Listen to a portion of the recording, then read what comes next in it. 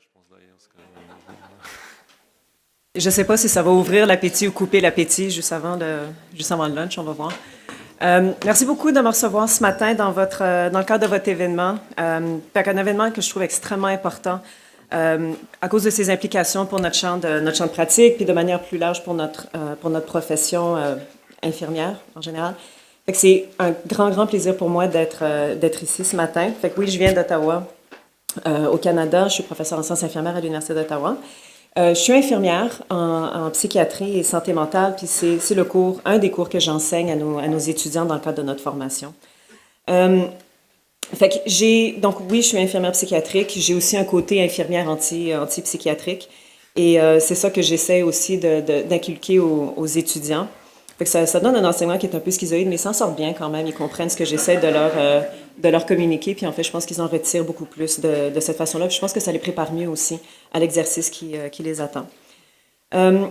Donc c'est ça. Fait que c'est pour ça, j'étais tellement contente de me faire inviter à l'événement puis de venir y participer. C'est tellement important de se retrouver entre collègues de différents forums, de différents contextes. On peut faire le point sur nos pratiques, on peut se retrouver entre nous. Puis je pense que c'est quelque chose qui nous manque parfois, notamment dans le contexte universitaire qui continue, oui, supposé être interdisciplinaire, mais qui fonctionne beaucoup en silo. Puis de toute façon, même les silos qui se parlent, habituellement, les sciences infirmières ne sont pas trop incluses là-dedans. Donc, ça permet d'explorer des façons de penser puis d'agir un peu différentes. Ce matin, donc, on parle de désobéissance. J'espère remplir ce mandat. Peut-être que le titre fait un petit peu peur, mais je suis infirmière en intervention de crise et en counseling. Donc, en fait, vous êtes supposé être en de bonnes mains. Évidemment, mon propos est très influencé par le contexte canadien, mais je pense qu'il y a des rapprochements très clairs à faire avec votre contexte en psychiatrie ici. Évidemment, je commence par un constat assez simple, selon lequel le champ de la santé mentale est un point très intéressant, très critique, je dirais même, de son histoire, soumis à diverses forces qui exercent autant des pressions et des tractions significatives sur les modes et les priorités d'intervention, qui exercent aussi beaucoup d'influence sur les discours professionnels et évidemment les orientations de recherche. Alors, c'est des forces qui opèrent à la fois comme catalyseurs de changement, mais aussi comme résistance au changement. Alors, on se fait promettre beaucoup de choses en psychiatrie. Il y a des nouvelles molécules qui, en fait, sont jamais vraiment nouvelles. C'est souvent des molécules recyclées. Il y a beaucoup de nouvelles techniques, par exemple des techniques d'imagerie médicale, des nouveaux gènes identifiés qui pourraient ou finalement ne pourraient pas être impliqués dans le développement de certains troubles, des nouveaux programmes, des nouveaux outils, que ce soit des nouveaux outils de gestion ou des nouveaux outils cliniques. Donc, beaucoup de nouvelles, toutes sortes de choses. Mais malgré ces innovations, puis malgré les promesses d'amélioration qui typiquement les accompagnent, les avancées concrètes sont longues à venir. Il y a beaucoup de souffrances qui demeurent, on le sait bien. Il y a de nombreuses formes de marginalisation ou d'exclusion qui persistent. Et il y a certains abus qui restent, parfois sous des formes un peu plus subtiles, des fois un peu plus dissimulées, mais des abus néanmoins. Alors, il est clair depuis de nombreuses années déjà qu'on a besoin d'un changement de paradigme en psychiatrie et ce changement tarde à s'opérer et à créer des changements et des transformations systémiques durables dans notre domaine. Alors, pourquoi cette lenteur? Simplement parce qu'il y a certains discours, il y a certaines idées qui ont la couenne dure, comme on dit chez nous, qui sont tenaces dans notre domaine. Par exemple, on a du mal à se départir des notions habituelles de normalité et de pathologie. Les expériences psychiques et émotives qui divergent du cadre attendu sont régulièrement médicalisées. Les discours de risque et de gestion du risque sont non seulement maintenus, ils sont même amplifiés et ils atteignent toujours de nouvelles populations. Le cerveau continue d'être promu comme origine des troubles psychiques et on dirait qu'on s'en va vers un extrémisme dans cette perspective-là. Les traitements pharmacologiques continuent d'être l'intervention de première ligne. Il y a toujours des attentes envers les patients de conformité et d'adhérence stricte aux discours et directives professionnelles. Les déterminants de la santé qui commandent des approches plus préventives, des approches qui sont plus communautaires aussi, qui sont plus proches des approches plus de proximité même, demeurent encore largement négligées. Plus souvent qu'autrement, un état de crise constitue souvent le déclencheur de la prise en charge des personnes, alors qu'on peut faire beaucoup pour prévenir justement ces crises. Il y a persistance aussi du discours selon lequel l'usager doit se prendre en main, se responsabiliser, faire ce qu'il faut pour réintégrer pleinement et rapidement, de préférence, la sphère citoyenne et que finalement, il n'en tient qu'à lui de réaliser cet objectif. En d'autres mots, l'usager doit se percevoir comme un projet à accomplir. Il doit être un entrepreneur du soi. Un discours qui cadre parfaitement avec le contexte néolibéral qui sous-tend de plus en plus toutes nos activités, toutes nos institutions sociales, incluant nos institutions et nos services de soins de santé, et la psychiatrie ne fait pas exception. Alors, paradoxalement, alors qu'on multiplie les discours assez poignants au sujet de la souffrance psychique croissante, on injecte depuis 20 ans, peut-être même plus, des millions sans cesse renouvelés. On dirait qu'il n'y a jamais de fond à ces financements-là, dans des domaines en plein essor tels que les neurosciences, la neurogénétique, la psychiatrie moléculaire, l'optogénétique, l'ingénierie neurale, sans que cela ne contribue vraiment quoi que ce soit de concret à l'amélioration de ces situations-là ou même l'atténuation de ces souffrances. Alors, c'est des domaines qui sont très sexy, ils sont très glamour, mais ils monopolisent beaucoup de ressources qui font oublier aux décideurs la nécessité de revenir aux fondements les plus élémentaires de la santé mentale. Et par conséquent, en comparaison, on voit peu ou pas d'investissement sérieux ni durable en psychiatrie et en santé mentale. La psychiatrie est toujours l'enfant pauvre ou le parent pauvre, ou en tout cas, dépendant de où est-ce qu'on se tient dans les générations. Il reste qu'on est pauvre.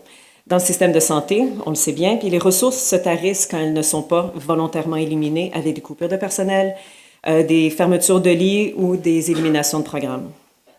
Alors, quand du financement est accordé, puis je pense que vous en avez eu récemment, vous, avec des annonces d'il y a quelques semaines, je pense. Quand du financement est accordé, c'est rarement suffisant pour raccommoder plusieurs années de sous-financement.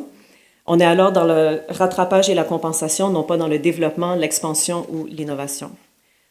Par ailleurs, les décisions sont largement prises ailleurs, de manière centralisée, à distance des sites où se déploient les soins, où le personnel soignant fait son travail, et où est-ce que le personnel soignant va se faire remettre la responsabilité de faire fonctionner des initiatives dans le développement desquelles, souvent, il n'aura eu aucun mot à dire. Alors, s'ensuivent nombre de problèmes d'organisation, de coordination, d'intégration. Puis je pense qu'il y a un aspect particulier de ce problème qu'il faut nommer, c'est le fait qu'il y a de plus en plus de décideurs non cliniques dans l'équation. Il y a des gestionnaires professionnels, souvent munis de maîtrise en business, les fameux MBA, des consultants en management et en planification, des gestionnaires de risque, des agents de conformité, des comptables, des statisticiens, des avocats, des agents d'assurance. Donc, beaucoup de gens qui n'ont jamais mis les pieds dans un milieu clinique, qui n'ont aucune connaissance de ce qu'est le soin, mais en plus, dont le mandat, le rôle, les aptitudes et les outils de travail consistent précisément à éliminer le facteur humain, subjectif et expérientiel de toute considération décisionnelle. Alors souvent, des notions comme la souffrance, le soin et l'accompagnement vont trouver peu ou pas d'écho chez ces professionnels, qui sont en fait, on ne peut pas leur en vouloir, hein, ils sont formés pour ça, puis en fait, moi je les considère comme des agents désignés du managérialisme et de la nouvelle gestion publique. Alors, on s'étonne ensuite de trouver le domaine de la psychiatrie en crise, de voir les familles à bout de souffle, d'observer une augmentation du recours aux pratiques de contrainte, comme les contentions chimiques, les contentions physiques. Constater aussi une pénurie de personnel, parce qu'évidemment, il y a plusieurs d'entre eux qui vont aller prendre leur talent puis qui vont aller les mettre à profit ailleurs. Et comme le disait l'an dernier la psychiatre française Marie-Josée Cortès, les missions en psychiatrie sont de plus en plus larges, avec des moyens de plus en plus contraints et des injonctions de plus en plus contradictoires. Et il s'ensuit pour les professionnels une perte de sens de ce qu'est leur métier, et donc une plus grande difficulté à avoir le sentiment qu'ils aident les patients comme il le faut. Ironiquement, à travers tout ça, les infirmières et les infirmiers voient leur pratique souvent encadrée de façon de plus en plus rigide et protocolarisée. Je ne sais pas si c'est un mot, mais en tout cas, j'ai décidé que je l'inventais. Moi, j'en ai besoin, alors je l'invente. Donc, une pratique qui est serrée au quart de tour, comme on dit chez nous. Il y a beaucoup qui éprouvent des difficultés à maintenir une présence thérapeutique, des relations soignantes qui sont cohérentes avec leur norme de pratique et même leur code de déontologie. Puis en même temps, malgré un contexte de pratique de plus en plus ardu, je pense qu'on peut le dire, le personnel infirmier se fait demander d'en faire plus, de faire preuve d'engagement, de leadership, d'innovation, de prendre de l'initiative, d'être créatif. Ces appels dépeignent une image apparemment sans controverse, presque banale des attentes envers le personnel infirmier. Mais surtout, ces appels créent une perception que les leaderships et l'engagement professionnel et politique du personnel infirmier ne dépendent que de la bonne volonté de ce dernier, sans considération pour le contexte dans lequel il œuvre. Donc, il y a un problème important qui réside dans le fait que les milieux donnent peu ou pas de temps ou d'espace où infirmières et infirmiers psychiatriques peuvent se retrouver entre eux. Les innovations infirmières, souvent, ne sont bienvenues que si elles s'insèrent dans le cadre institutionnel préexistant, sans trop bousculer ce dernier. Ces innovations, souvent, ne sont appréciées que si elles ne requièrent pas trop de ressources, évidemment, pas de transformation trop profonde, pas vraiment de changement ailleurs que dans les soins infirmiers, Donc oui, le leadership et l'innovation infirmière, d'accord, mais seulement s'ils se déploient dans l'espace limité qu'on a bien voulu leur accorder. Un autre problème découlant du précédent est que lorsque un infirmier ou une infirmière se fait demander d'être un leader ou un champion de quelque chose, c'est souvent sous-entendu comme le besoin pour cet infirmier ou cette infirmière d'endosser, de promouvoir des orientations organisationnelles ou ministérielles déjà préétablies, de se conformer à des directives ou des outils souvent venus d'ailleurs, souvent ancrés dans un paradigme qui est différent du sien. Alors, le leadership, c'est une notion qui a le dos très large. On dit et on fait beaucoup de choses en son nom. Il y a différentes définitions du leadership qui ont été proposées, qui, au fil des décennies, ont été appliquées de telle sorte à vouloir dire une chose et son contraire.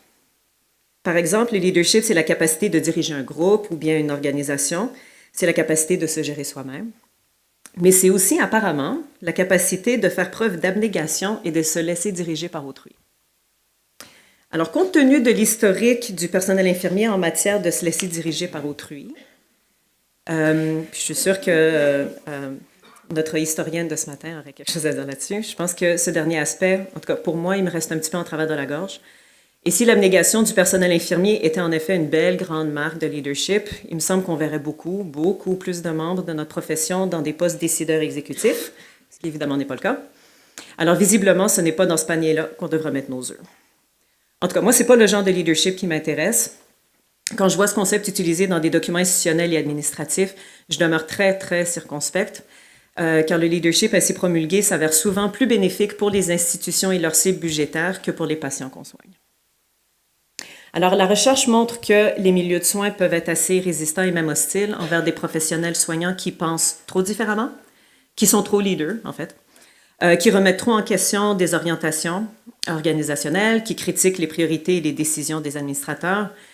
Et malgré les appels d'instances comme l'Organisation mondiale de la santé, par exemple, même les Nations unies, divers groupes de réforme de soins de santé mentale, et des postures et des désirs qui appellent à des réformes sans s'excuser, hein, des réformes assez radicales parfois, même manifester le désir de vouloir s'éloigner des approches traditionnelles, biomédicales notamment, remettre en question la fausse sécurité des protocoles et procédures, contester les impératifs économiques qui sapent et disloquent les milieux de soins, affirmer son professionnalisme, endosser un changement de paradigme psychiatrique, tout ça semble encore aujourd'hui créer un malaise important.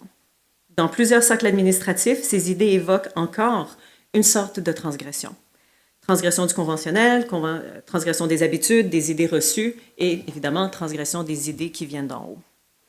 Alors moi, mon intention ce matin, en vous parlant de désobéissance, c'est de regarder de plus près cette notion de transgression, d'y voir nicher non pas une idée négative qui trahit une convention sociale, mais bien une permission, un droit à une quelconque forme de différence, une quelconque forme de pluralisme dans nos façons d'être, de penser et de faire les soins infirmiers.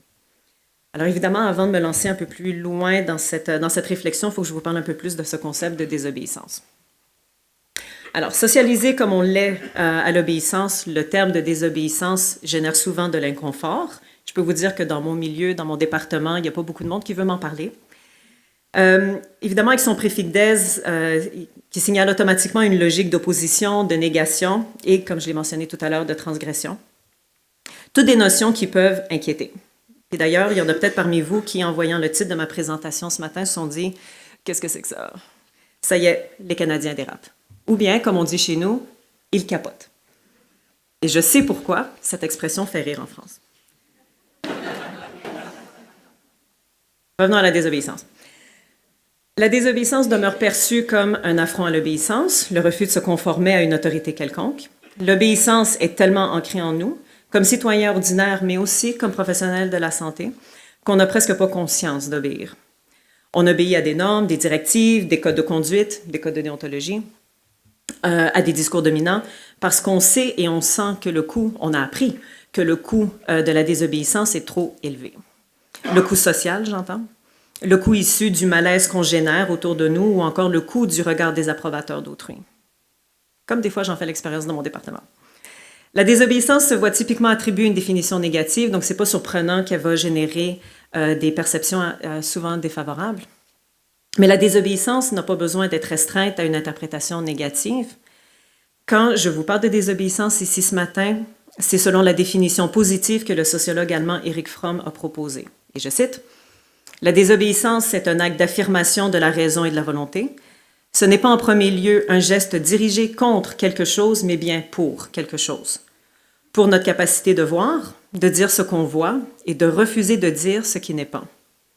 La désobéissance ne requiert aucun acte d'agression ou de rébellion. Elle exige seulement d'avoir les yeux ouverts et d'être éveillé. » Fin de la citation. Alors, la désobéissance n'exclut pas la possibilité d'obéir. Elle admet tout à fait la possibilité d'une adhérence à quelque chose et une résistance à quelque chose. Mais elle demande d'abord pourquoi certaines manières de faire, de penser et de parler sont privilégiées plutôt que d'autres.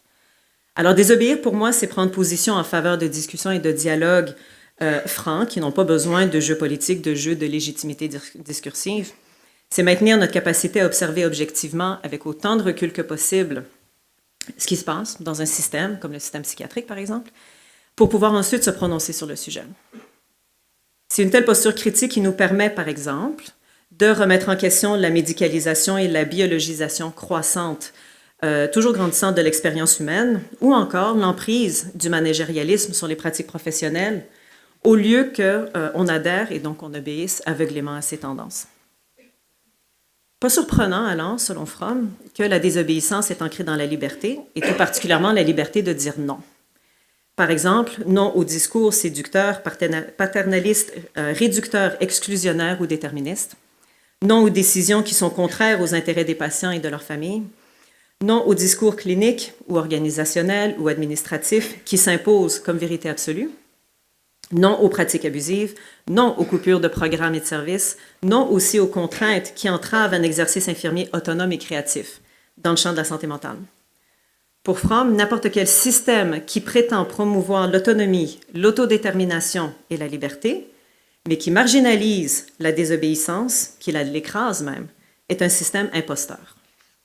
Alors, pour évaluer l'intégrité d'un système social, comme par exemple le système psychiatrique, on devrait regarder comment il traite celles et ceux qui pensent et qui agissent différemment. Celles et ceux qui veulent sortir des sentiers battus. Un système qui veut s'épanouir doit créer des espaces de liberté où des personnes, comme par exemple des infirmières et des infirmiers, peuvent dire non. Alors pour Fromm, la désobéissance doit être conceptualisée comme une loyauté affirmée envers un ensemble supérieur de valeurs, d'orientations et de principes, comme par exemple ceux qui sous-tendent des efforts de réforme du champ psychiatrique. Alors, par exemple, des pratiques alternatives en santé mentale. Et le terme alternatif me met souvent mal à l'aise, moi aussi. Une reconfiguration des modes de prise de décision, la sortie des institutions traditionnelles, la décentralisation des décisions, la protection de la capacité des usagers et de leur famille à parler et à participer pleinement aux décisions de traitement qui les concernent. Le patient non plus comme un objet d'intervention et de traitement, mais comme un sujet d'un vécu et d'un savoir expérientiel. Une approche rythmée sur la personne, des approches plus localisées, plus communautaires et souvent plus solidaires également. Le concept de désobéissance est tout indiqué pour contextualiser ces transformations, car celles-ci se veulent rien de moins qu'un décalage et même parfois une rupture nette avec les approches conventionnelles. Et il y a un lien à faire, je pense, entre la liberté nécessaire à la désobéissance, dont parle Fromm, et la liberté de personnes, comme nous, infirmières et infirmiers, pour prendre notre place alors que se tracent les parcours de réforme et de changement et qu'on délaisse le script du système psychiatrique actuel. Alors, dans ce contexte, la désobéissance peut être vue comme une reconnaissance, une permission, une validation aussi de l'altérité. Et en ce sens, une approche dite désobéissante est peut-être exactement ce qu'il faut pour opérer un changement de paradigme. La perception qu'on entretient à l'égard de nous-mêmes est ordinairement fondée sur l'obéissance, donc souvent la conformité, puisque celle-ci est typiquement perçue comme ce qui nous fait accéder au corps social. En d'autres mots, le respect des règles est inculqué dès notre plus jeune âge, comme condition essentielle à la participation citoyenne.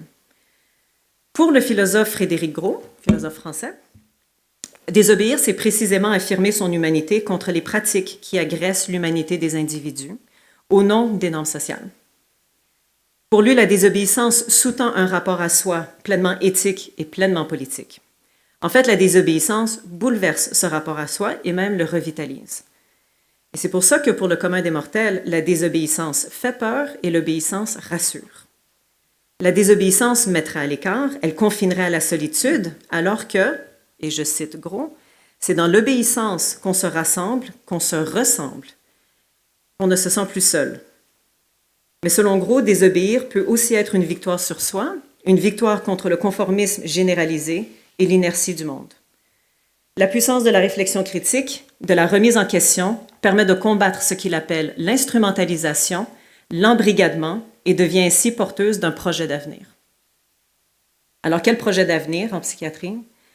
Libre à nous de le définir, mais je vous en propose un qui avait été formulé au printemps 2017 par le professeur Dainius Puras, un psychiatre lituanien et rapporteur spécial pour les Nations Unies. Puis il est mandaté par leur Conseil des droits humains pour se prononcer sur la psychiatrie. Et en traçant les grandes lignes d'une vision d'avenir pour la santé mentale, il a tenu un discours des plus désobéissants, selon la perspective de Fromm. Et je cite.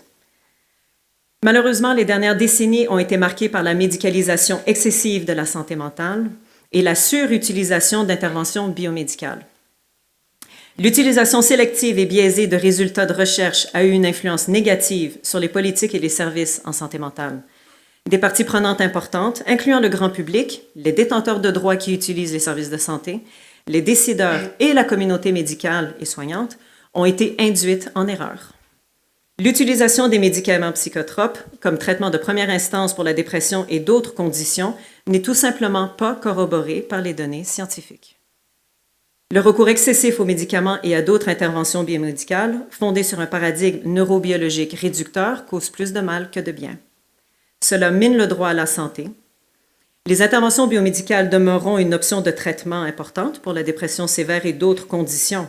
Toutefois, on ne devrait pas accepter que les médicaments et les autres interventions biomédicales soient utilisés de façon routinière pour traiter des problématiques qui sont étroitement liées à des problèmes sociaux, des relations de pouvoir inégales, de la violence et d'autres épreuves qui façonnent notre environnement social et émotionnel. Il faut un changement décisif dans les investissements en santé mentale et passer d'un discours axé sur des déséquilibres chimiques à un discours axé sur des inégalités de pouvoir. Fin de la citation. Alors, il a fait réagir beaucoup de ses collègues en disant ça. Donc, un autre psychiatre avec un petit côté antipsychiatrique. Alors, évidemment, ce discours peut sembler radical pour certains, mais il est certainement désobéissant, transgressif dans la mesure où il va à l'encontre des discours et des pratiques qui dominent actuellement le champ psychiatrique. Et c'est en effet plus aisé, c'est plus facile de réduire la maladie mentale à un déséquilibre biochimique dans un individu, dans toute son individualité, plutôt que de l'aborder plus largement comme résultant de déséquilibres dans le tissu même de la société. Mais si on pense à la désobéissance comme une démonstration d'humanité et de préservation de justice sociale, alors la question n'est plus comment ça se fait qu'il y a de la désobéissance, mais bien comment ça se fait qu'il n'y en a pas plus. Si une telle désobéissance, c'est l'expression d'une volonté solidaire qui replace réellement la personne au centre des délibérations et qui redonne forme à sa liberté et sa dignité, alors oui, on devrait en voir plus, même beaucoup plus. Je pense qu'on peut voir dans le discours du professeur Puras une feuille de route pour ce fameux changement de paradigme, l'expression d'une humanité radicale faisant place aux façons de faire, de penser et d'agir qui perturbent le statu quo et qui redonnent un sens à notre travail soignant. Les discours qui commandent un changement de cap en santé mentale ne sont clairement pas des injonctions à refaire encore et toujours les mêmes choses.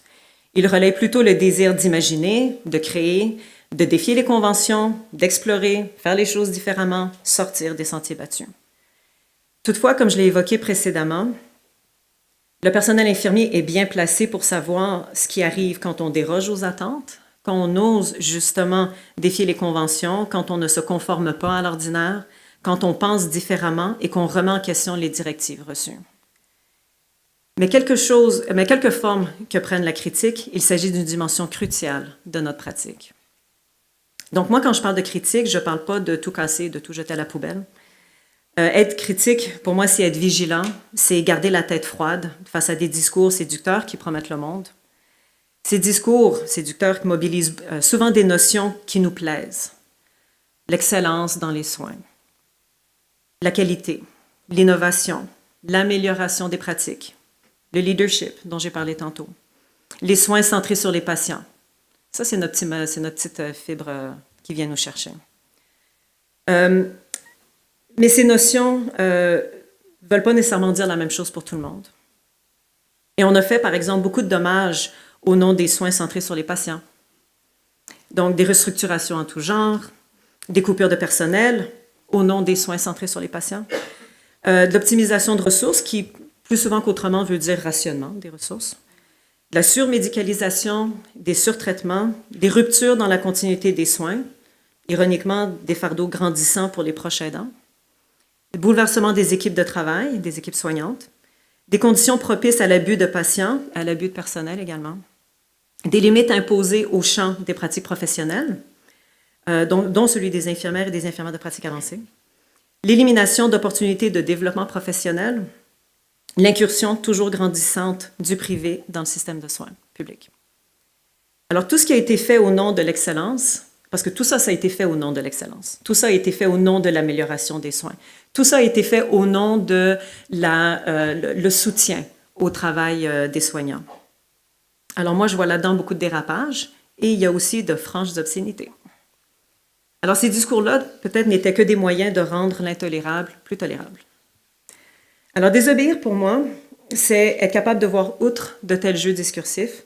Comme je l'ai dit tout à l'heure, c'est maintenir sa capacité à prendre du recul, à analyser objectivement ce qui nous entoure, ce qu'on nous dit, ce qu'on nous demande d'être également. Et faire tout ça avant de s'engager dans de nouvelles pratiques. Mais ce recul, cette distance sont plus difficiles à maintenir si on se laisse abuser par des discours d'excellence, de technologies sophistiquées, de découvertes scientifiques excitantes. Elles sont toujours excitantes, vous avez remarqué. Des discours d'amélioration de performance puis des modèles de soins novateurs. Alors, ne pas se laisser séduire par des discours aguichards, c'est aussi une forme de désobéissance. Le refus de se laisser endormir, de se faire fermer les yeux, comme disait Fromm.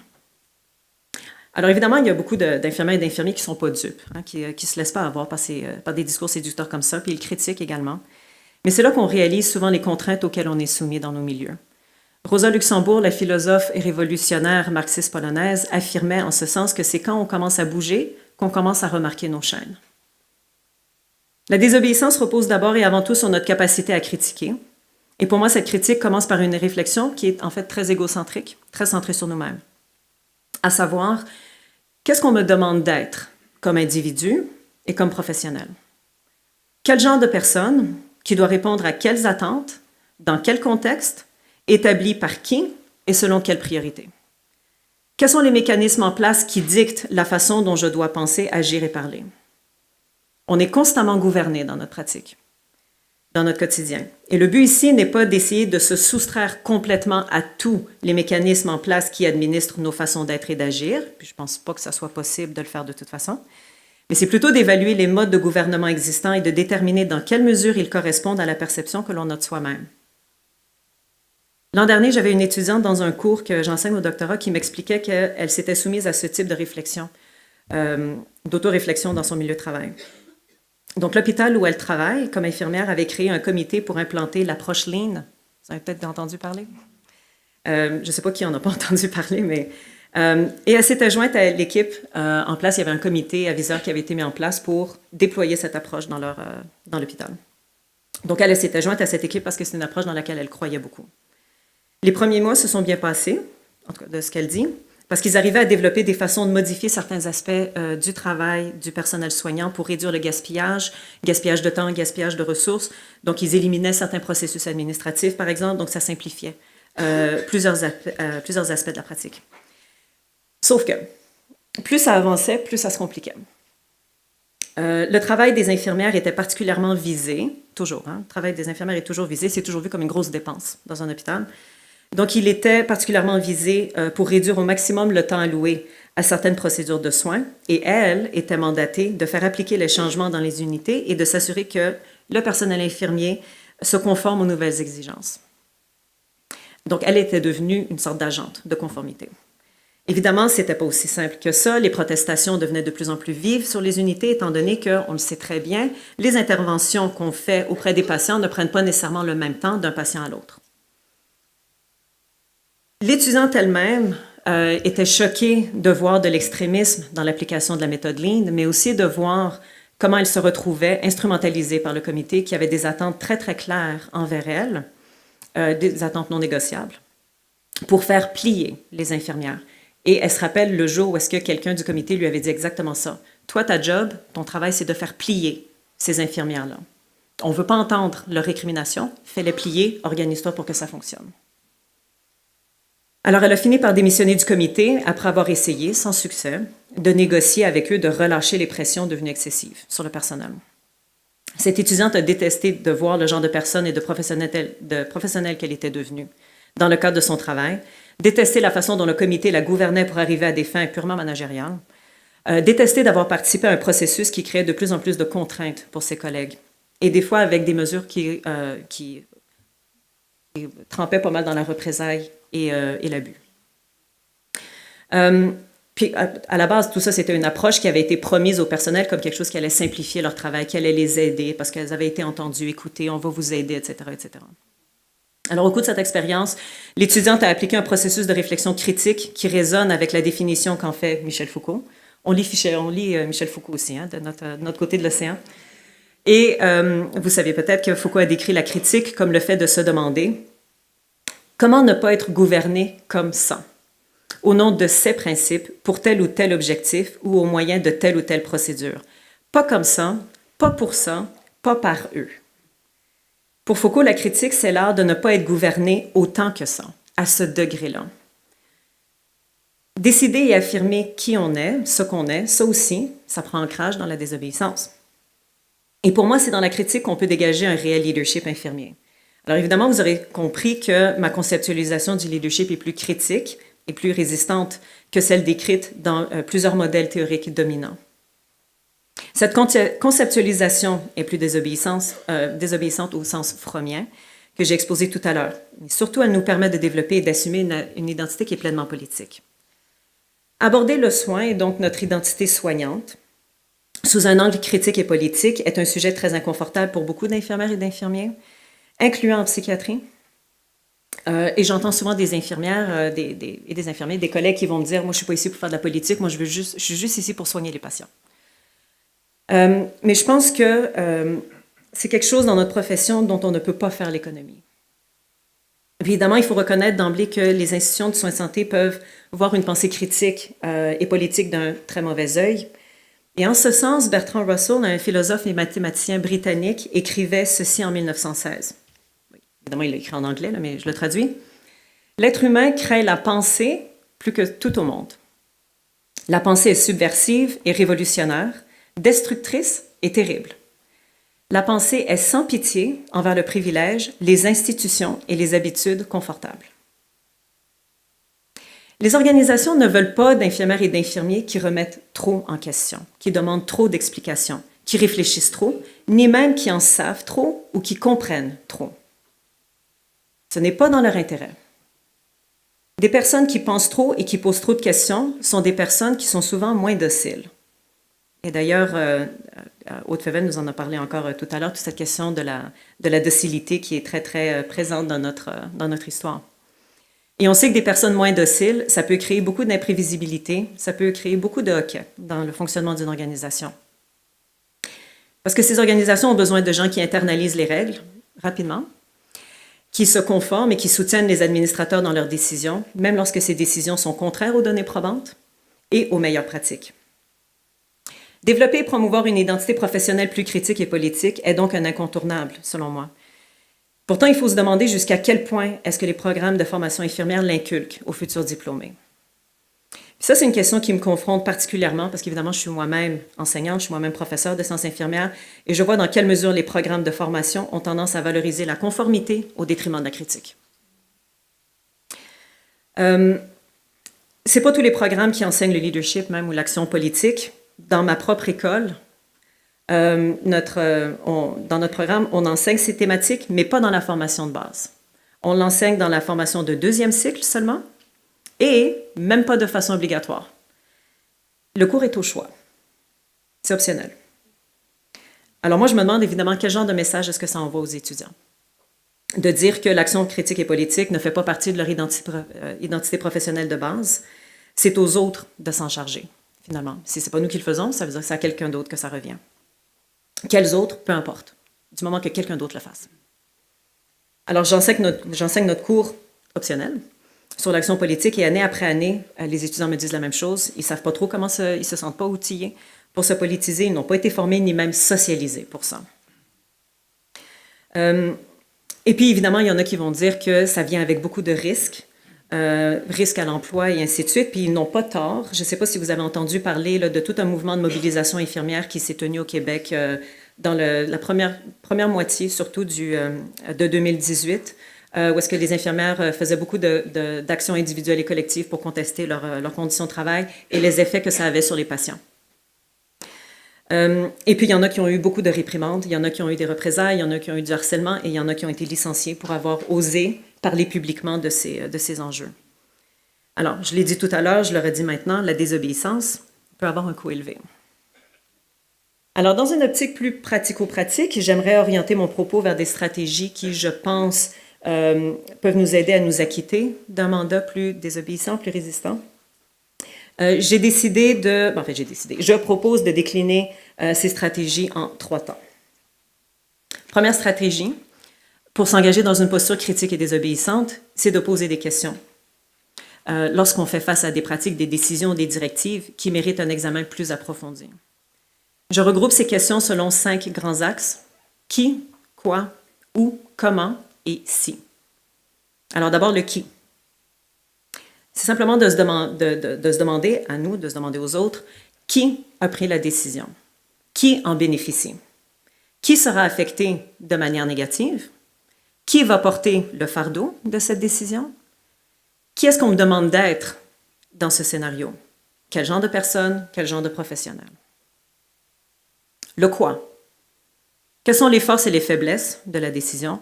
Quelles sont les valeurs et les priorités explicites, mais surtout implicites, dans ces décisions ou directives? Quel a été le processus de consultation et est-ce qu'il est intègre? Est-ce qu'il est honnête? Quelle est l'issue escomptée? Quel est le résultat attendu? Quels sont les coûts, incluant les coûts humains et les coûts éthiques? Qu'est-ce qui est invisible, dissimulé, oublié ou mis à l'écart dans ces décisions? Quelles sont les alternatives? Et que dit la recherche à ce sujet? Le où. Où est-ce que la décision va causer le plus de problèmes? Où peut-on obtenir plus d'informations? Où est-ce que cette décision va nous mener dans 4 mois, 2 ans, 5 ans, 15 ans? Où d'autre est-ce qu'un tel changement ou une telle initiative a été implantée et avec quel résultat? Le comment. Comment sont définis les termes sur lesquels repose la décision? Alors, si la décision mobilise des termes comme la qualité des soins et l'amélioration des pratiques et tout ça, les soins centrés sur les patients, comment est-ce que ces termes-là sont définis? Comment est-ce que la décision respecte des choses qu'on juge importantes? L'énoncé de mission de notre établissement, les demandes des patients, les revendications du personnel, les données scientifiques. Comment est-ce que la décision respecte ces éléments? Comment est-ce que le changement sera évalué? Comment doit-on procéder pour être le plus cohérent et le plus intègre possible? Comment peut-on apprendre des expériences passées? Parce que souvent, les révolutions répètent beaucoup ce qui a déjà été fait dans le passé. Comment est-ce que cette décision maintient ou perturbe le statu quo? Comment sera distribué le fardeau de la décision? Et comment l'équité est-elle maintenue? Et enfin, le si. Si cette décision était rendue publique, serait-on à l'aise de la défendre publiquement? Si la situation se retrouvait devant les tribunaux, est-ce qu'on serait en bonne position? Si les personnes les plus affectées étaient ma propre famille, conjoint, enfants, parents, est-ce que je trouverais la décision acceptable? Si c'était à moi de signer les documents décisionnels, est-ce que je serais à l'aise avec ça? Si je paraissais devant une instance, comme par exemple un comité disciplinaire, est-ce que je serais capable de me défendre? Est-ce que je serais capable de défendre ma position? Et notamment, est-ce que je serais capable de me défendre avec des données probantes, des normes de pratique ou des principes éthiques? Alors, vous voyez, ce sont des questions qu'on peut se poser à soi-même et aux autres, dans des réunions, des processus de consultation et ainsi de suite, des questions qu'on peut poser à nos décideurs également. Je ne pense pas que ce soit des questions particulièrement menaçantes, mais elles permettent, comme le disait Fromm, de garder les yeux ouverts, de s'avancer avec prudence dans les processus et les changements. Ce genre de questionnement critique permet de manifester ce que Michel Foucault appelait de la servitude involontaire et de l'indocilité réflexive. J'adore cette phrase. Puis je le dis à mes étudiants, puis quand je leur dis, ils me regardent. Ils n'ont qu'une idée de quoi je parle. Puis comme la disait la militante féministe américaine Gloria Steinem, une fois qu'on commence à poser des questions, on ne peut pas arrêter et on ne peut pas revenir en arrière. Quand on commence à avoir des patterns problématiques, des patterns inéquitables, des fois des patterns abusifs autour de nous, dans notre milieu de pratique. On ne peut pas ne plus les voir. Cette pensée critique-là est donc constante. Elle doit nous amener à être toujours vigilants. Un processus critique et politique ne devrait jamais devenir confortable. Si on atteint un certain niveau de confort, c'est peut-être parce qu'on a fait des concessions. Deuxième stratégie. Celle-ci vise la production des outils épistémologiques et discursifs sur lesquels s'appuyer pour afficher une posture désobéissante. Le contexte actuel est caractérisé par la place encore marginale de la santé mentale et de la psychiatrie dans le système de santé, par des financements encore insuffisants pour soutenir les soins et par des impératifs économiques omniprésents qui ne reconnaissent pas la pleine contribution du personnel infirmier aux soins. Trop de milieux priorisent encore l'aspect technique de notre pratique, au détriment de toutes ces autres connaissances qui nous permettent de saisir l'expérience des patients dans toute leur complexité et d'intervenir de façon intelligente, empathique, intégrée et engagée.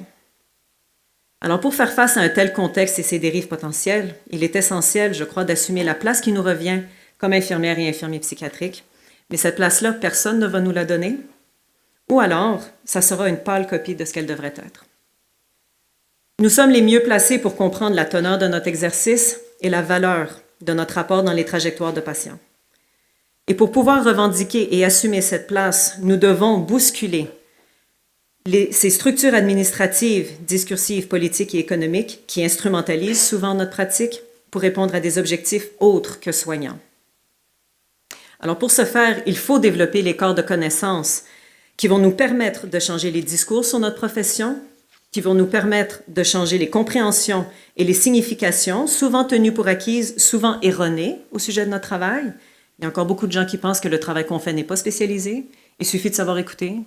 Il suffit d'avoir le cœur à la bonne place.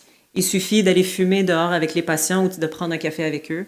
Et si tu es capable de faire ça, tu vas être un bon infirmier psychiatrique. Alors malheureusement, il y a encore beaucoup de gens qui ont cette perception-là. Notre pratique repose en grande partie sur des connaissances développées dans d'autres disciplines, qu'elles soient issues de la médecine, de la psychiatrie, de la psychologie, de l'anthropologie, d'autres encore. Puis ces connaissances nous sont utiles pour certains aspects de notre exercice, mais les méthodes de recherche qui ont produit ces connaissances, les cas théoriques utilisés et les nomenclatures et les autres outils qui en résultent ne sont pas toujours adaptés à nos besoins, ne disent pas toujours tout au sujet de notre pratique. La psychiatrie est une discipline qui transige avec une complexité humaine significative, mais qui simultanément travaille très fort à piéger cette complexité dans nos rêves d'ordre et de progrès. C'est une citation de Christophe Adam, qui est un criminologue à l'Université libre de Bruxelles. Alors, la psychiatrie s'appuie sur le positivisme et le post-positivisme, qui continuent d'être les paradigmes dominants, malgré les limites démontrées en matière d'établissement de l'étiologie de la maladie mentale, de classification des troubles, des nomenclatures, et de développement d'approches cliniques capables de saisir les multiples dimensions de l'expérience de la maladie mentale. Et par ailleurs, le post-positivisme ne permet pas de situer la maladie mentale et ses causes dans le contexte néolibéral actuel, pourtant reconnu comme fabricant majeur de mal-être. De même, les solutions apportées continuent d'aborder le patient dans toute son individualité, l'individualité de ses émotions et de ses habiletés d'adaptation, déconnectées de son contexte pathogène. Sachant ses limites, afin de rendre compte de manière plus fidèle, à la fois de manière empirique et théorique, de l'articulation des expériences psychiques des personnes et de l'import du soin infirmier dans ces expériences, on a un travail à faire au niveau de ces adhérences paradigmatiques. Ce faisant, on peut forcer dans la sphère de la visibilité des éléments traditionnellement obscurcis, oubliés ou discrédités en raison de l'incapacité des modes épistémologiques dominants de les saisir.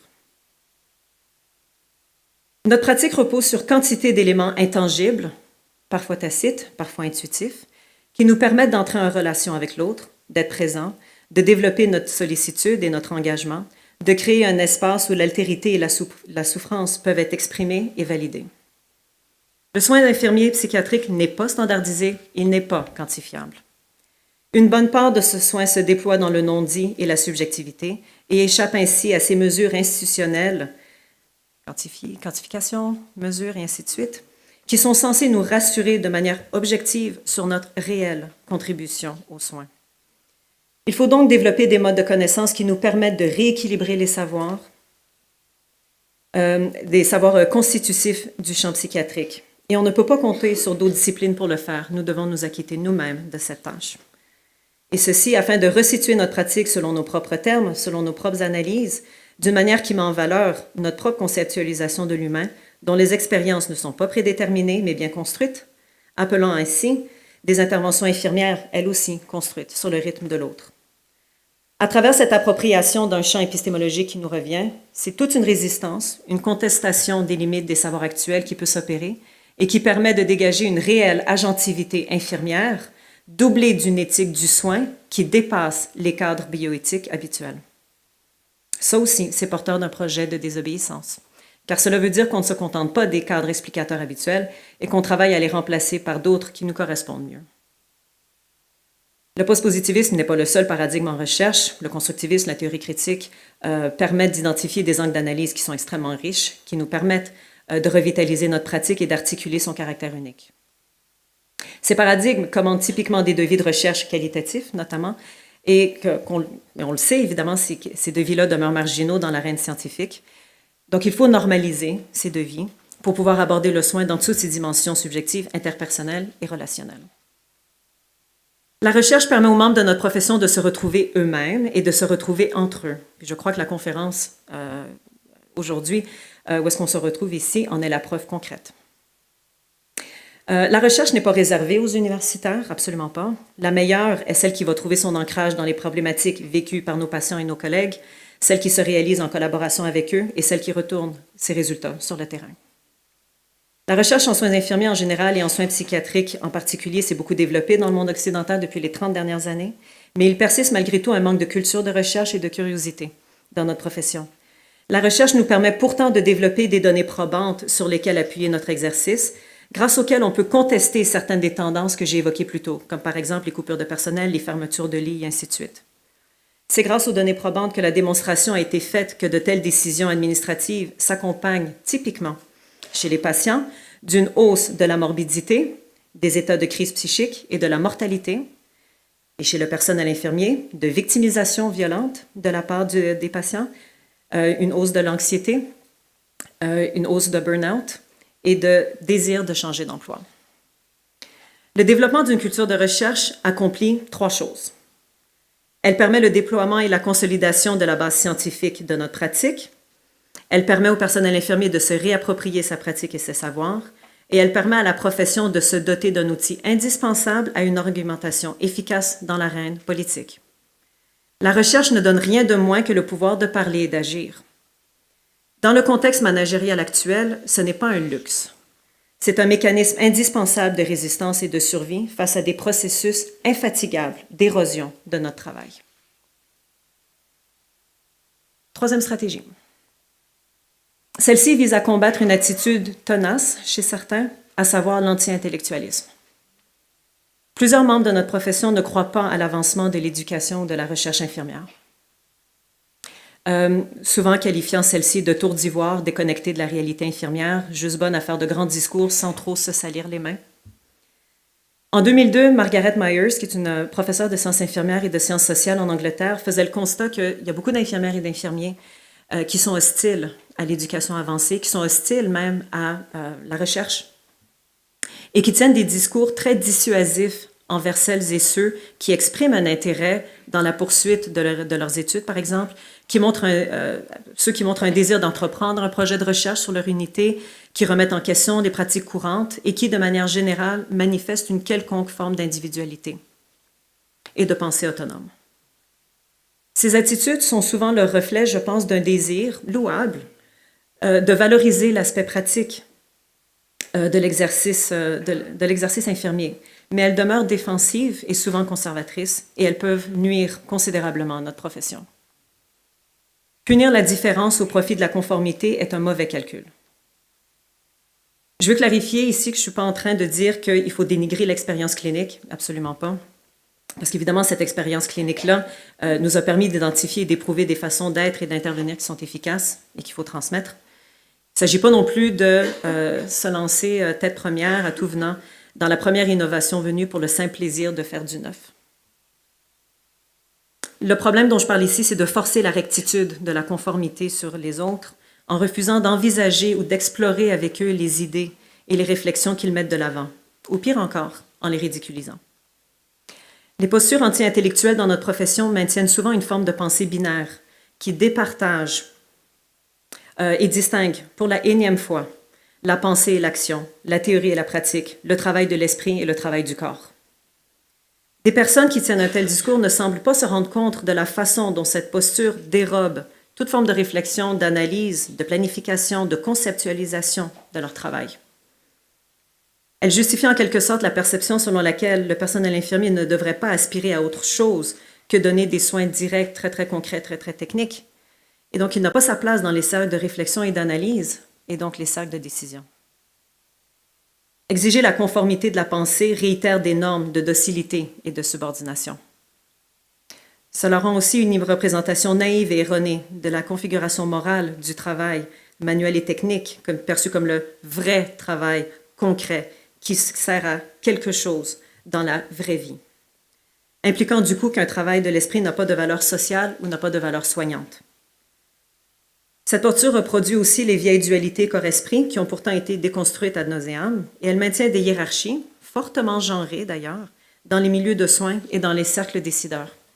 Des hiérarchies rarement avantageuses pour nous. La démarche est donc contre-productive, je pense. En voulant protéger et promouvoir l'aspect pratique et technique du soin des infirmières et infirmiers, le risque est d'exclure ceux-ci des forums institutionnels et publics de discussion, de débat, de revendication et d'influence. Cette posture ignore pourtant toute la théorisation et la modélisation qui s'opèrent en nous quand on travaille avec nos patients. Quand on commence à saisir et à reconstruire leur schème de pensée, quand on cartographie leur dynamique familiale, quand on appréhende toute l'architecture symptomatique de leur état de stress post-traumatique ou bien de leur épisode psychotique, tout ça nécessite de la théorisation. Et Philippe Vendra, ce matin, nous rappelait que le personnel infirmier philosophe tout le temps dans sa pratique, de façon continue. Le personnel infirmier théorise sans arrêt, sans même s'en rendre compte, tellement c'est ancré, c'est réflexe, c'est intégré dans sa pratique de tous les instants. Entretenir une posture intellectuelle, c'est injurier, selon moi, cette part essentielle de notre exercice. Pire encore, je crois que c'est une posture qui risque de rendre un grand service à une pensée managériale et technocrate, la même qui, depuis plusieurs années déjà, a contribué à détériorer significativement les milieux de soins et à précariser la position du personnel infirmier dans la matrice psychiatrique. Alors pour la combattre, je pense qu'il faut se lancer, il faut pousser notre curiosité intellectuelle et encourager nos collègues et nos stagiaires, nos étudiants, à faire de même. Parce que je pense que c'est grâce à elles qu'on trouvera les données nécessaires pour rehausser et consolider notre place dans les soins aux patients et qu'on trouvera les mots pour contester des non-sens et se réapproprier notre pratique. Alors, c'est ces trois stratégies que je propose pour adopter une posture désobéissante, donc la problématisation, l'appropriation d'une épistémologie infirmière et la revitalisation d'un rapport à soi vis-à-vis les autres. Je pense que ces stratégies nous offrent un point de départ. Ce ne sont pas les seules stratégies, ce ne sont pas nécessairement les meilleures stratégies, mais elles permettent de commencer quelque part. La désobéissance repose sur rien de moins que la capacité à s'engager dans un processus de réflexion critique et de poursuite de notre curiosité quand on fait face à des processus ou des décisions qui ne concordent pas avec notre conceptualisation de nous-mêmes et de notre pratique professionnelle. Puis quand je parle de notre conceptualisation de pratique, je pense par exemple à une pratique qui peut être comprise comme une approche à proprement parler humaine et thérapeutique qui renoue avec une logique d'accompagnement qui donne le temps à la finalité du soin de s'accomplir. Donner le temps, tout un concept. La désobéissance remet continuellement en question le monde autour de soi. Elle ne tient rien pour acquis. Elle n'accepte pas d'emblée les idées reçues. Et je crois qu'elle nous permet d'assumer pleinement notre identité soignante en tant qu'identité politique et identité éthique. Elle permet aussi de développer des moyens de devenir plus confortable avec l'inconfort qui vient avec la perte des certitudes. Alors évidemment, désobéir comporte des risques, certainement, car cela peut nous faire perdre le sentiment de sécurité qui vient avec le fait d'appartenir à un groupe ou d'adhérer à un discours particulier, un discours dominant. Mais c'est cette impression de risque aussi qui peut nous dire, qui peut nous signifier qu'on est sur la bonne voie. Et je pense que ça rejoint ce que Phyllis Vandras disait ce matin au sujet de faire place à l'imprévu. Parce que comme l'a écrit Anne-Marie Leroux, une infirmière psychiatrique française et cadre de santé, la prise de risque, c'est une effraction, mais c'est aussi ce qui nous permet de penser l'avenir. Merci.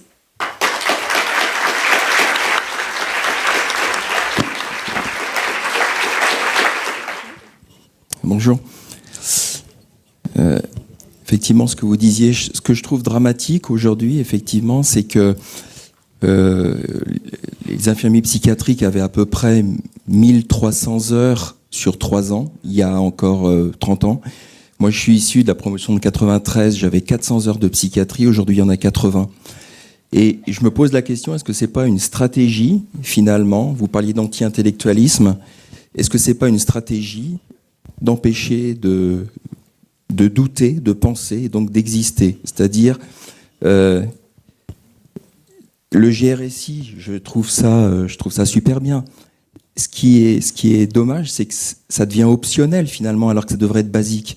S'il y avait un retour et finalement d'études proprement psychiatriques, effectivement, on parlait d'écart tout à l'heure entre effectivement les soins qui sont devenus à minima, et puis le groupe de recherche en soins infirmiers qui est devenu finalement très pointu et qui ne peut toucher qu'une minime partie des soignants. Et effectivement, je trouve qu'on en arrive à un grand écart parce que ce qui est optionnel, tel qu'on le vit aujourd'hui, dans cette salle, devrait devenir basique finalement. Et je pense que la question de la formation, c'est quelque chose que vous aviez en France et puis qui a été éliminé et largement érodé, là, je pense qu'on peut le dire, m'interpelle particulièrement. Parce que je pense que ça pouvait servir de modèle à comment former à proprement parler des infirmières et des infirmiers psychiatriques et vraiment de rendre compte de la complexité absolument incroyable de ce travail. Et je pense que... Alors, il y a une partie de moi, là, je n'ai pas encore décidé si aujourd'hui j'étais particulièrement cynique ou plus ou moins cynique. J'ai des journées où est-ce que j'oscille de l'un à l'autre. Mais mon décalage horaire ne m'a pas encore permis de décider. Mais j'ai des journées où est-ce que je suis particulièrement cynique, où est-ce que je me demande si... Parce que je pense que le champ psychiatrique, c'est un champ où est-ce qu'on a plus de marge de manœuvre que nos collègues, par exemple, qui donnent des soins généraux dans les hôpitaux. Je pense qu'on a un peu plus d'autonomie. Je pense qu'on a un peu plus les coups des franches avec le travail qu'on va faire avec nos patients et les familles. Et je pense, dans mes journées les plus sombres, je pense que, justement, cette autonomie-là dérange beaucoup de monde. Je pense qu'il y a une perception que le personnel infirmier a besoin de se faire encadrer, qu'il a besoin de se faire...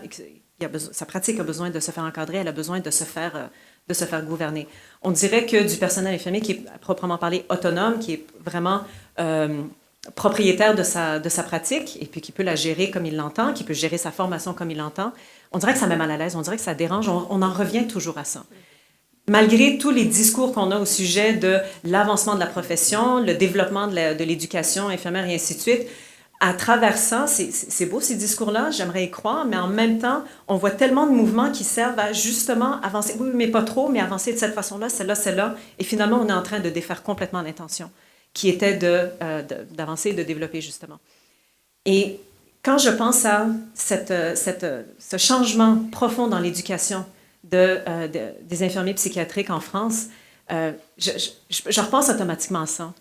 Comment ça se fait que ça dérangeait au point qu'on décide qu'il fallait mettre une limite à ça, qu'il fallait ramener ces infirmiers psychiatriques-là, ou en tout cas les futurs infirmiers psychiatriques, les ramener dans une formation qui est, je pense, qui est beaucoup plus gouvernée.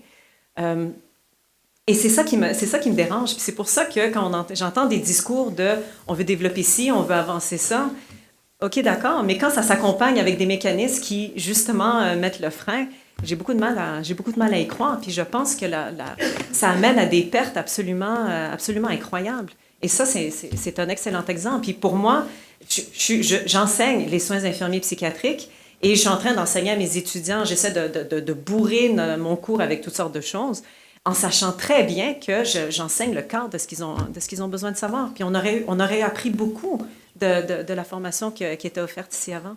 Et est-ce que c'est récupérable?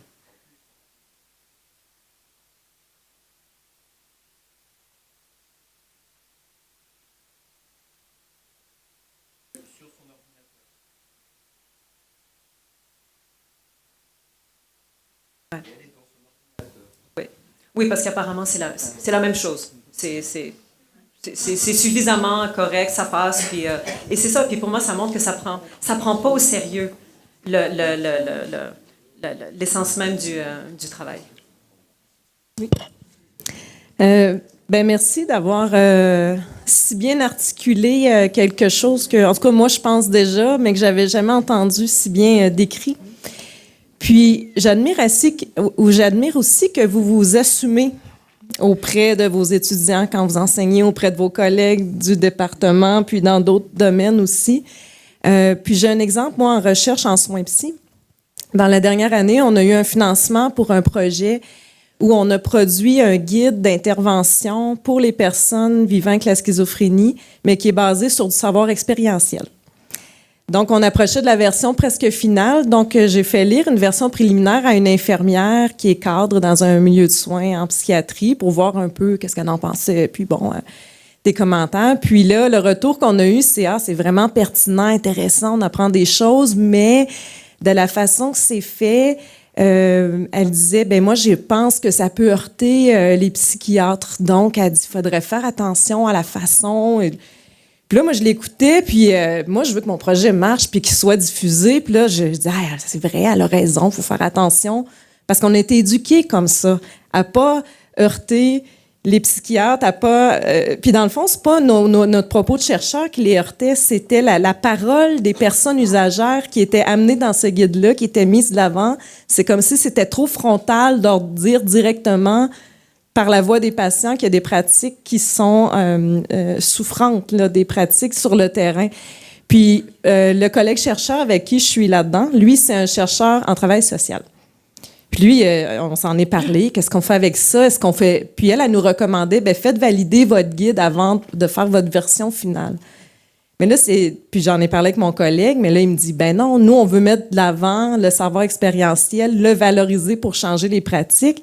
On peut pas le faire valider par des psychiatres ou d'autres professionnels pour être sûr. Je sais pas si vous voyez un peu, là, dans quoi on était... Ben, la validation, là, c'était dans le fond de demander la permission un peu. Exactement. Puis, donc, lui, par son éducation différente, sa perspective des choses, finalement, il m'a assez facilement convaincu, non, on s'assume, puis on va le lancer là, bientôt, dans 2 mois, tel quel, avec les choses telles qui ont été dites par les personnes utilisatrices de services. Ouais. Mais il y avait un réflexe, hein? C'était, ben là, il faut demander aux psychiatres s'ils sont corrects avec ça. Puis je pense que c'est très révélateur. C'est très révélateur des hiérarchies qui sont dures à bousculer. Et moi, je me suis déjà fait répondre ce genre de choses dans d'autres contextes. Puis à ce moment-là, ce que je dis, c'est que l'intention, avec un guide comme celui-là, c'est d'aider nos patients, c'est de soigner les patients, c'est pas de soigner les psychiatres. Puis j'ai déjà dit ça en réunion. J'avais choqué ma directrice. Où est-ce que j'avais dit, écoutez, en tout cas, j'avais proposé quelque chose, là, puis on m'avait répondu, là, écoutez, vous savez, ça risque de heurter les hauts décideurs et tout ça. Puis je leur avais dit, mais je suis pas là pour les soigner. J'ai dit, c'est quelqu'un d'autre qui peut s'en charger, mais ça sera pas moi. Là, il y a eu un malaise. On va passer à la question suivante. Oui, je voulais juste... Donc, moi, je ne vous ai pas trouvé du tout cynique, mais plutôt subtil. Et je trouve que ce qui est intéressant dans votre propos, c'est comment on peut se l'approprier soi-même pour travailler sur un certain nombre de choses. Et c'est ce que je voulais juste aborder. Par exemple, quand je vous écoute, je me dis, pour pouvoir être dans la désobéissance, ça nécessite de travailler l'estime de soi, pour pouvoir s'affirmer, et que ça, c'est déjà quelque chose qui n'est pas gagné d'avance. Il y avait autre chose qui me paraissait importante dans ce que vous avez dit, c'est que la pensée critique, elle se développe aussi à travers la multiréférentialité, et que ça aussi, c'est quelque chose qui est très important. Donc, moi, ce que je veux juste dire, c'est que votre propos, il permet, si chacun peut s'approprier les choses qui sont importantes pour lui, de nous faire avancer, et la désobéissance qui est plutôt au service d'eux et pas contre, pour moi, ça me va très bien, quoi. Je pense que c'est important à transmettre aussi à des étudiants, parce que ça, c'est quelque chose que je garde à l'esprit constamment. Quand j'essaie d'inculquer ça à des étudiants, je sais très bien que la première personne avec qui ils vont essayer de mettre ça en pratique, ça va être moi. C'est comme des enfants à qui on essaie d'apprendre à s'affirmer, c'est avec les parents qui vont le faire en premier. Et là, tout va se jouer dans la réponse. De comment est-ce que je les accueille, comment est-ce que je les reçois. Puis ça aussi, ça nécessite ce travail supplémentaire d'être capable de donner de la place, et ainsi de suite. C'est un travail de tous les instants.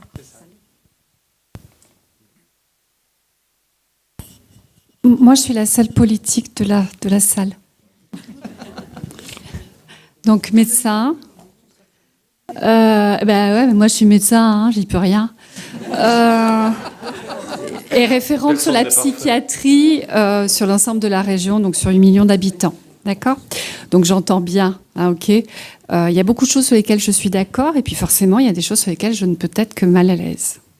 Ok ? En tant que médecin, et puis en tant que politique, malgré tout, qui porte la politique régionale. Alors, je voudrais juste dire que les choses sont parfois pas si caricaturales que ça, quand même. Que dans notre région, on essaye de limiter les dégâts par rapport à la réforme des infirmiers et qu'on paye un tutorat infirmier, qu'on continue, qu'on est la seule région de France à le payer, malgré tout, pour essayer de rattraper ce qui a été décidé au niveau national. Donc les infirmiers bénéficient d'un tutorat individuel entre infirmiers avec un soutien entre pairs sur une année. Et les établissements qui y participent se sont engagés à faire une formation aussi de ces infirmiers, quand même. Que le GRSI et que M. Lanquetin ont été soutenus dès le départ, je tiens à le redire, que la journée d'aujourd'hui est soutenue et que même la moitié du salaire de M. Lanquetin est maintenant payé par l'Agence régionale de santé, justement alors il n'a pas été acheté, je crois pas du moins, pour justement aller dans tous les établissements de la santé de la région qu'il souhaite, pour justement travailler sur les pratiques infirmières en fonction du social care, etc. Et voilà, donc je suis un petit peu gênée quand même. Merci.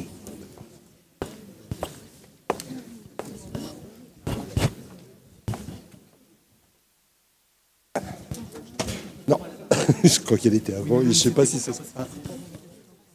Merci. Moi, je voudrais vous remercier d'avoir cité et nommé Anne-Marie Lerelou, et que ce nom nous vienne de chez vous, que vous l'ayez lu, parce que je crois qu'une des premières choses qu'il faudrait peut-être dire, que même si les formations se raccourcissent comme des peaux de chagrin, il y a toute une littérature vivante d'infirmiers de la génération juste avant nous, qui a beaucoup pensé son travail, qu'il a écrit, et que peut-être notre profession a un peu du mal, ici, franco-française, à regarder ses propres penseurs. Et moi, je fais partie de l'association CERPSI, dont Anne-Marie Lerelou est une des cofondatrices, qui a un site qui est un lieu d'une richesse incroyable, autant en termes de pensée que d'expérience retranscrite. Et ça m'a fait extrêmement plaisir d'entendre quelqu'un citer une infirmière qui a ce parcours-là, de chercheuse aussi, et qui a intellectualisé son travail. Merci. Vous pourrez lui dire que je lui ai donné le mot de la fin, même. Voilà.